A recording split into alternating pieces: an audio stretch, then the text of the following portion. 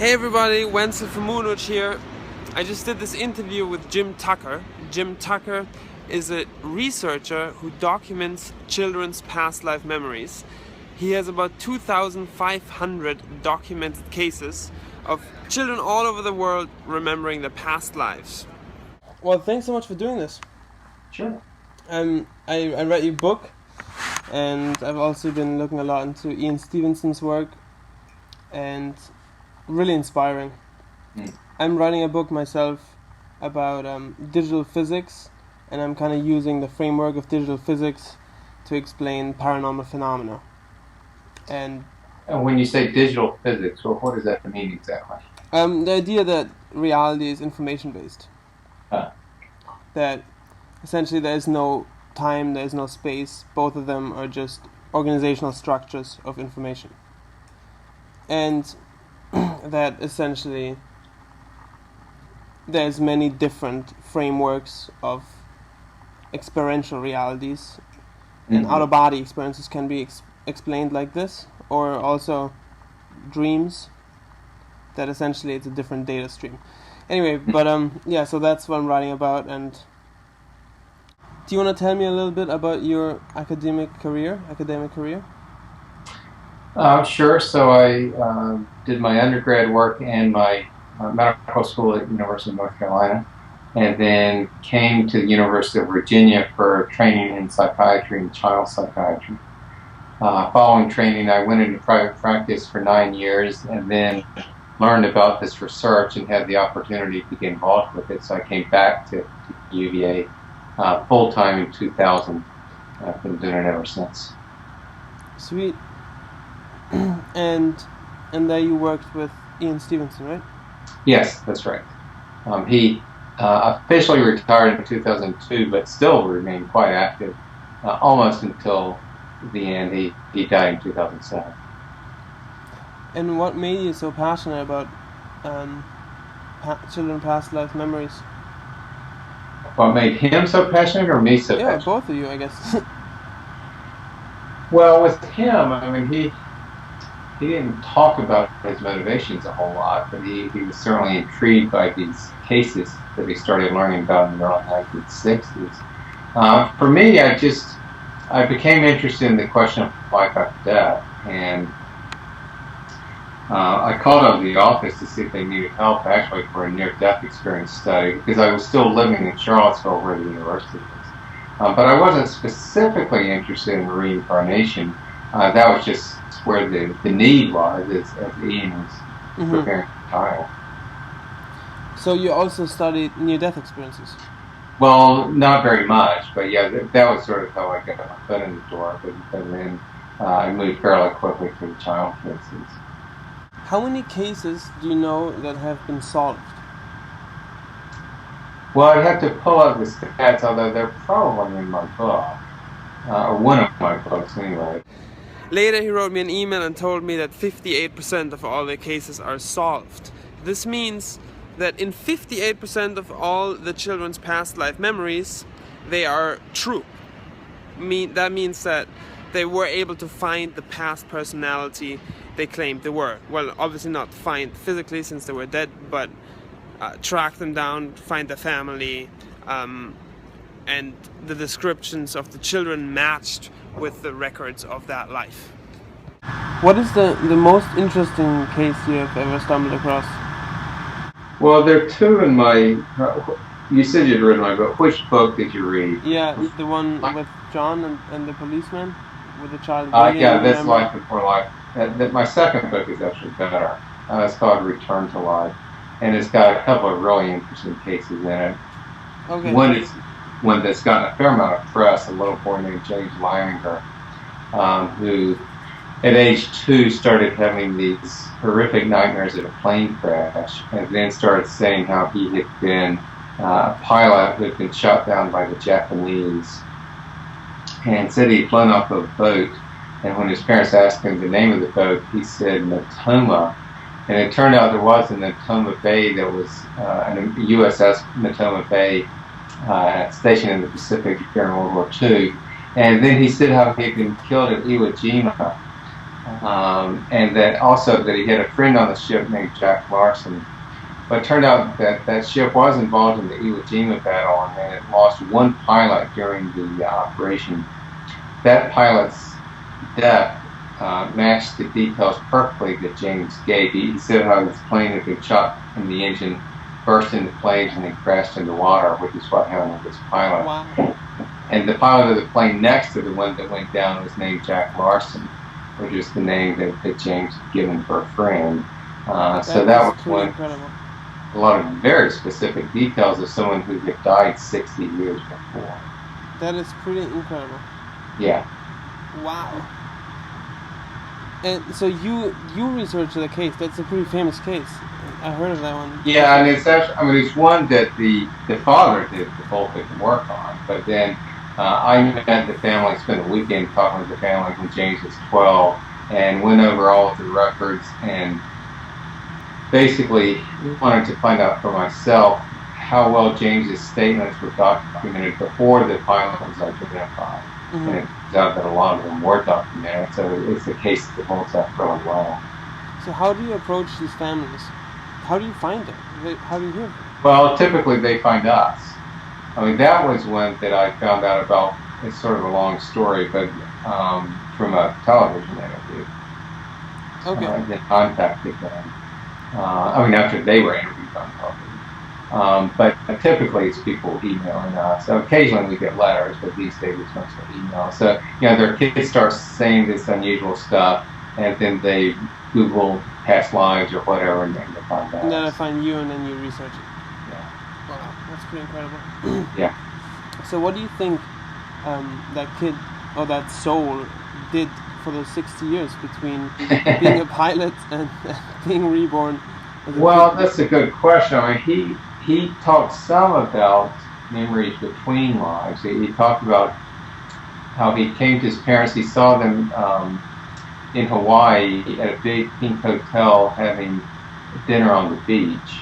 And it turned out that before he was born, his parents had been to Hawaii and had dinner on the beach. Oh my God, so he saw his parents. And that was the trip where the parents first started trying to conceive. They didn't actually get pregnant for a couple of months, but that's when the intention started. Oh my God, so their child remembers their trip before the child was born. It seems that way, yeah. So we do have cases like that where the kids talk about memories between lives, but most of the kids don't say anything. And, if there is this quote-unquote soul, I mean, whether it stays in kind of space-time or not, it's really a good question. I mean, is it doing anything between lives? Who knows? Yeah. I found it interesting what William said, that one case he researched where he remembered being his grandfather. Yeah. William said there's different levels of heaven, right? Yeah. And he also said there's animals in heaven. Yeah. And so that was like the only thing that he said that he remembered between lives. And some of the kids talk about seeing God in heaven. I mean, the Americans. Or like a luminous being. Well, I don't know that they would use those terms. Right, but right. I think they would probably just say God. Yeah. And I mean, some of the reports of kids from other cultures, I mean, they sort of have a little bit of simulated cultural influence. I mean, yeah, of course. So hard to know exactly what to make of those, but they're interesting. In fact, we wrote a paper, and it's on our website, the university website, about these what we call intermission memory cases, where the kids talk about time and the intermission between lives. Mm-hmm.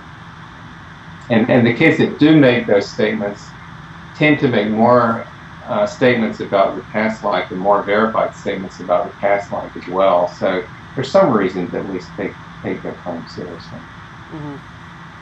I found it interesting when I read that story about William, because before that I read a book called Far Journeys by Robert Monroe. Yeah, I read that years ago. And he writes about the non-physical reality sort of being shaped out of layers of experiential realities. And William Buhlman who now teaches at the Robert Monroe Institute, at the Monroe Institute. He's also an out-of-body researcher. And he, in an interview, also says that, when he does out-of-body experiences, he experiences these different layers, and that he meets people there that have died in different layers, and a lot of them continue their habits that they done in Earth, and it takes a while for them to progress through these different layers to essentially rid themselves of habits and beliefs until they are just pure spirit, and then that is sort of a formless realm, and through that realm they incarnate then again.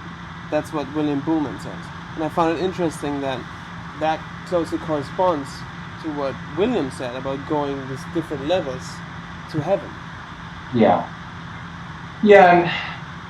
And I mean, a lot of people have different conceptualizations of the afterlife, and the different, like the psychic body or ethereal body, or and different layers. And to me, I mean, I don't think there's any way to really answer those questions. And I mean, to me, the bigger question is, if we survive in some recognizable form, I mean, that's sort of enough for me. I don't need to kind of figure out all those details, but interesting to think about, but I don't spend too much time thinking about that. I mean, it's definitely not possible to prove.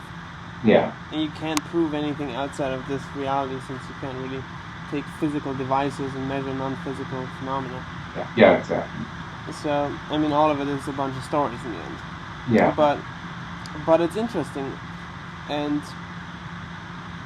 I definitely think that if you look at a lot of different inputs, also like near-death experiences, past life regression therapy, children past life memories, out-of-body experiences, you get so many different inputs, and you can illuminate the subject from so different angles. I mean, I confess we tend to be quite skeptical about hypnotic regression work. I mean, there are a very small number of cases that are evidential, but many of them seem to be just imagination.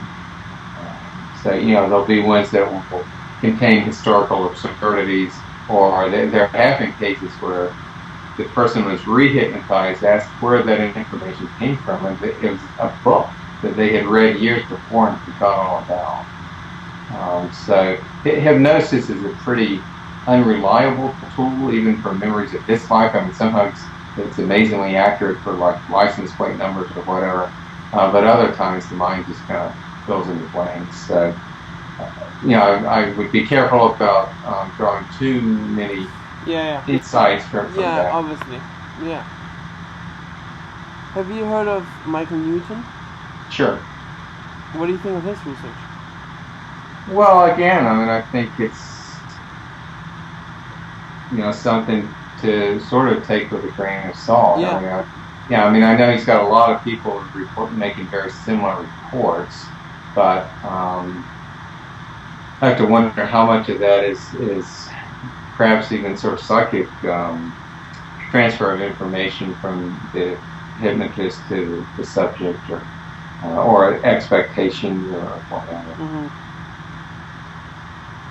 It's definitely a very vague subject, or you can't really prove anything through it. But I find it fascinating regardless.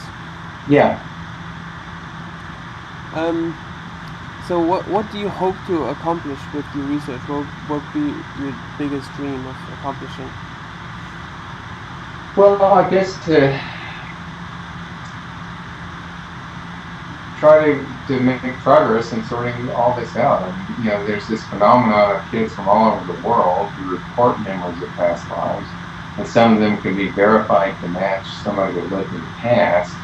So, is the evidence in those cases strong enough to say that they had past lives? Well, I think if you look at the best cases, I think that the best explanation is that they do have knowledge of lives from the past, but we keep looking to see if that evidence can be strengthened, or if it can be discounted. I'm trying to sort of get a yes-no answer to the question, but then also hopefully sorting out kind of how the process may work a little bit.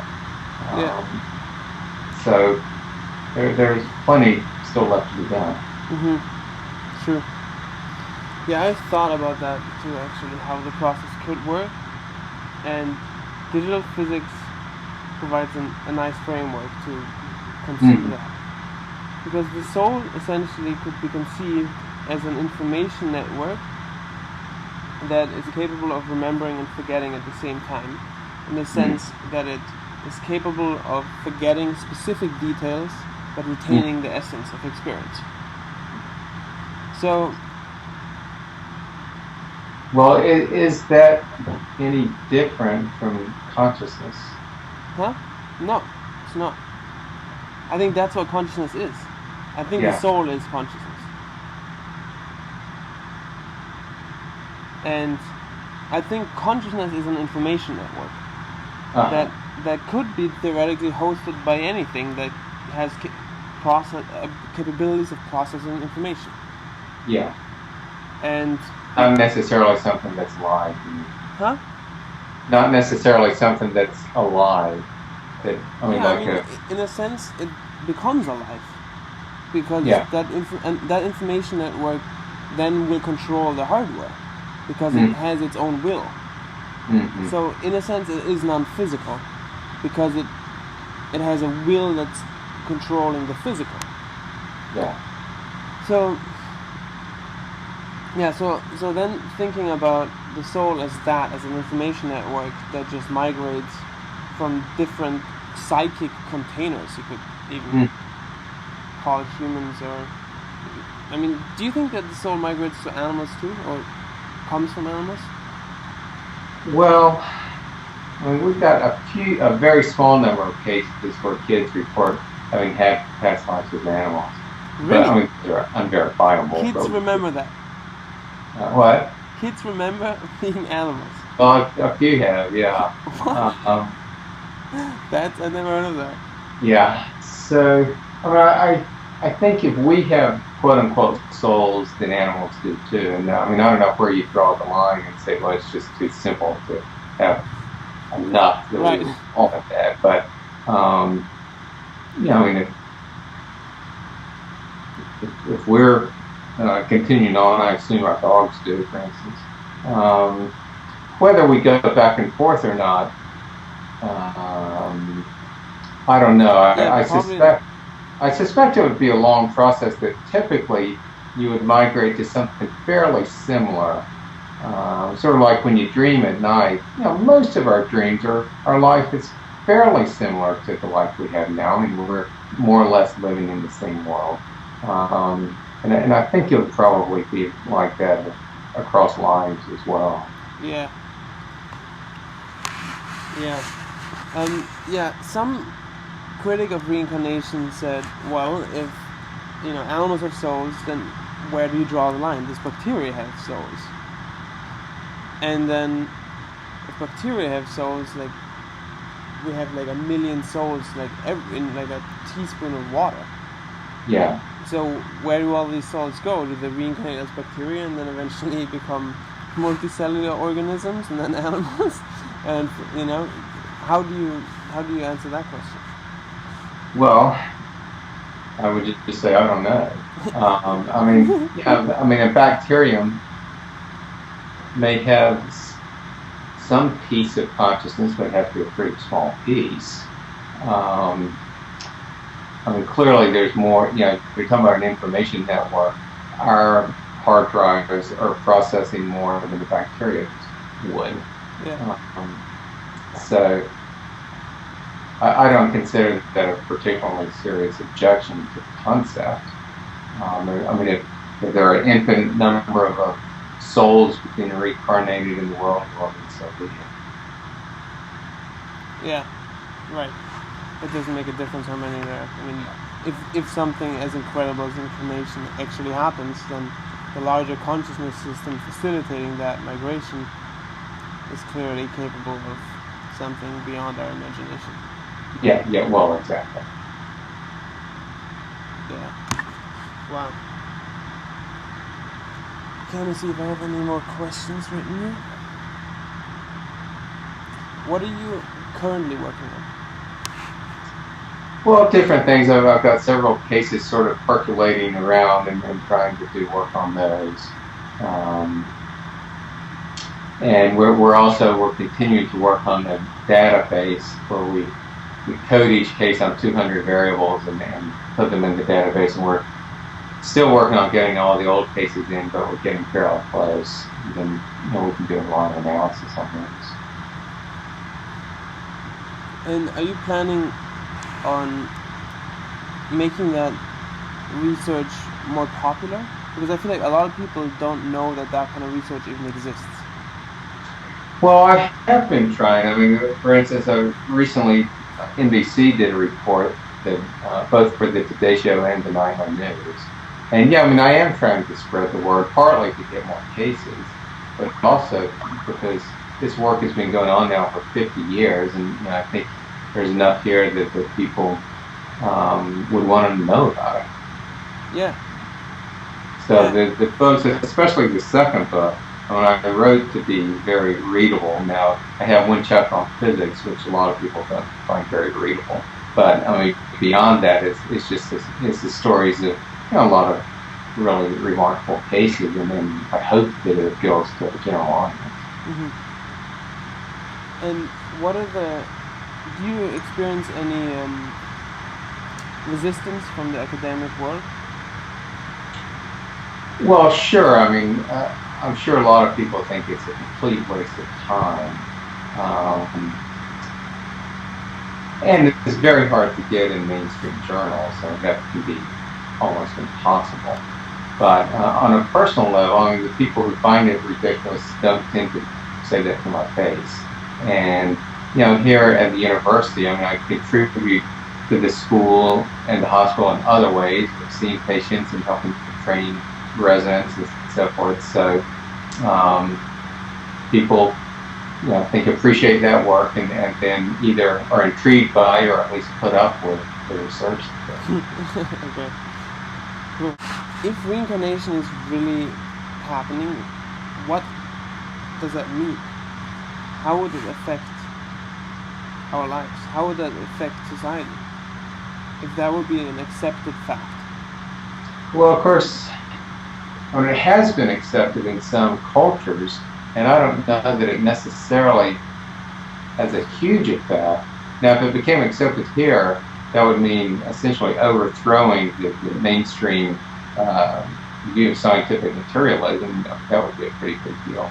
But, I mean, what it means for people individually is that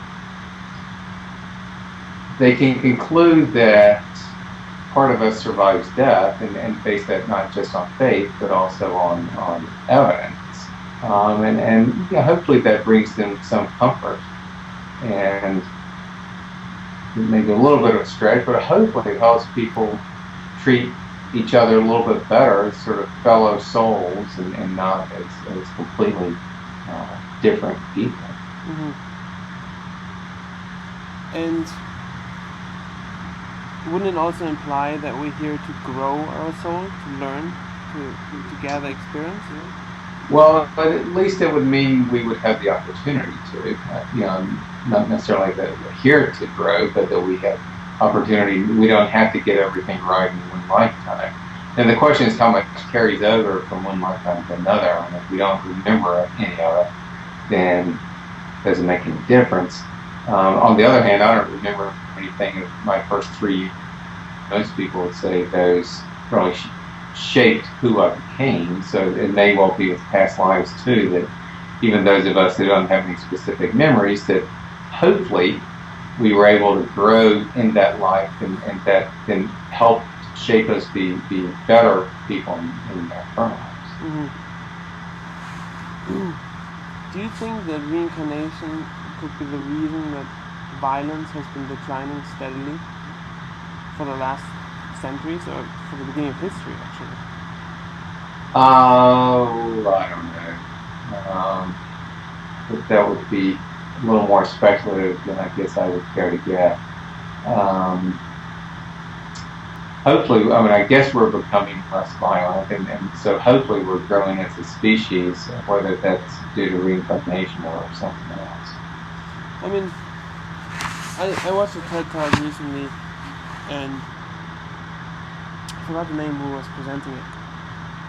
But, well, he made the argument that we are becoming less violent as a species, but nobody really knows why. And I immediately thought, like... I think Steven Pinker has made that argument, if I recall. I mean, other people. Steven Pinker? Yeah, and I mean, it may well be as we, people talk about sort of hierarchy of needs, and it may be as we as a species has become, if we've become more comfortable or more sort of fluent and not have to worry about having enough food to eat every day, that allows us to kind of grow and